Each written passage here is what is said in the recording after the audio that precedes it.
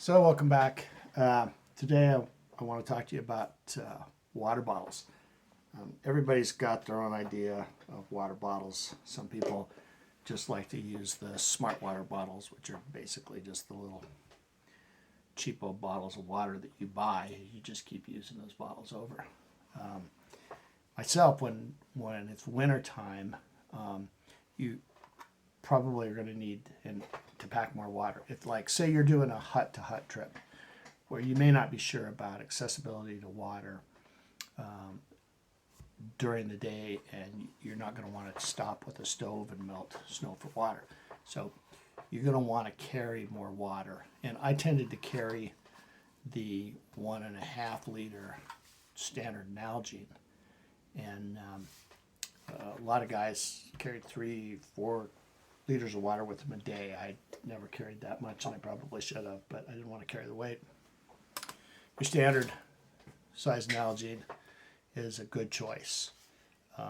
And when my kids were young and we would go out, we'd go skiing in Montana, and then we'd go out afterwards, middle of the afternoon, we'd quit skiing, and then we'd go take little survival hikes and teach my kids how to build fires in the snow and everything.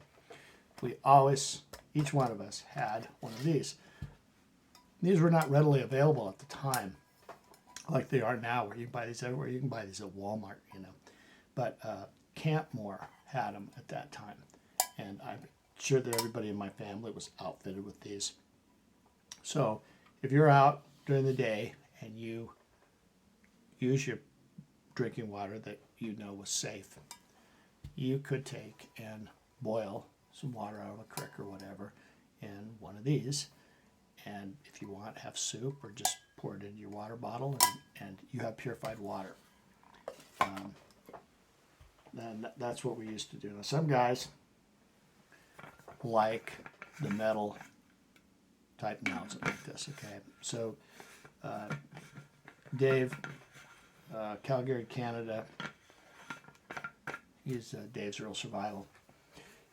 I've seen him take these metal containers like this and put them onto the tops of wood stoves, and have the lid loose and melt snow in these for water, because he tends to, and what I remember from his videos is he tends to pretty much cook in one of these, so he'll melt his water in one of these.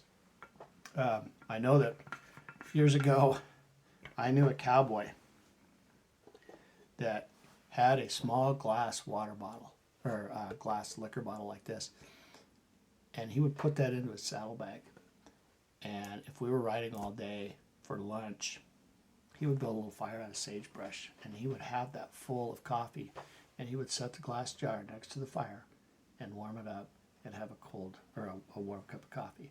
I mean, it's kind of genius. But anyway, back to the metal water bottles. A lot of guys will take nothing but, say, like a Klean Kanteen, and if you're in a survival situation, you have a creek, but you want to drink purified water, you would heat it up in here next to the fire, just like the cowboy did with his little liquor bottle. I'm just going to say, I see these things retail, this Klean Kanteen. They're $35 or something. There's no chance I would ever pay $35 for a water bottle. I got this at Goodwill for probably $1. The same with this Stanley. I think I paid $1. And I am going to tell you, I use them on day hikes and stuff. I have never taken a stainless steel water bottle on a backcountry trip. Most of my backcountry trips tend to be pretty extended trips, so weight is really important. And I just simply would not take that kind of weight, nor would I spend the kind of money that you would have to spend in a retail situation. This is my favorite water bottle. You buy yourself a liter of this chemical slurry water, and you have a really tough bottle. I take 2 of these. They're great. I use them. I use them for everything. Back in the day, when we went on long canoe trips, particularly in the fall when we were going to be celebrating my birthday and another one of my canoeing partners, his birthday was right about the same time as mine, And we had an anodized SIG bottle, and we would bring this full of brandy or whatever the libation happened to be. And as you can see, it's all dented up, but this is what you had to use. You used to have to do. Number one, I would never carry glass in the backcountry, but number two, in the boundary waters in Quetico, you can't have glass. You can't. So this is what we carried them in. But nowadays, you got these. I mean, every single liquor comes in plastic.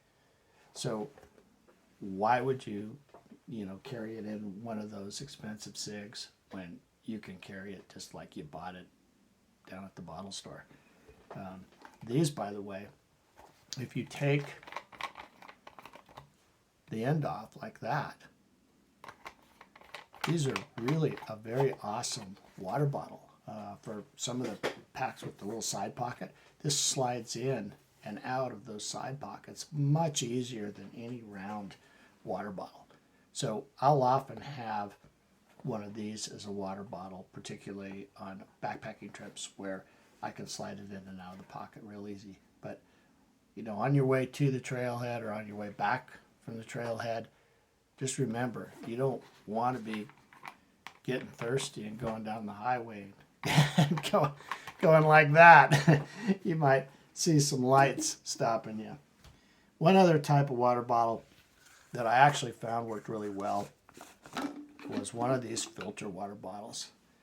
And I went on one expensive fishing trip in my life to another country, and this is what they recommended you bring.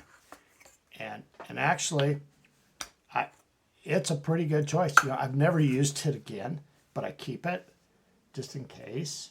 And I don't know why I don't use it, because these are actually a really great filtration system, and they're really easy. You just go down and scoop up the water.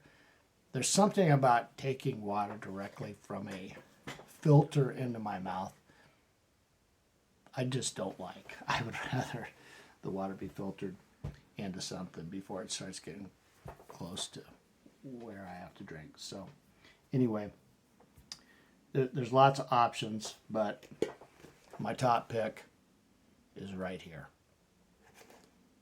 Cheap and reusable and reusable and reusable. Stuff doesn't have to be expensive to work well. Thanks for joining me here today.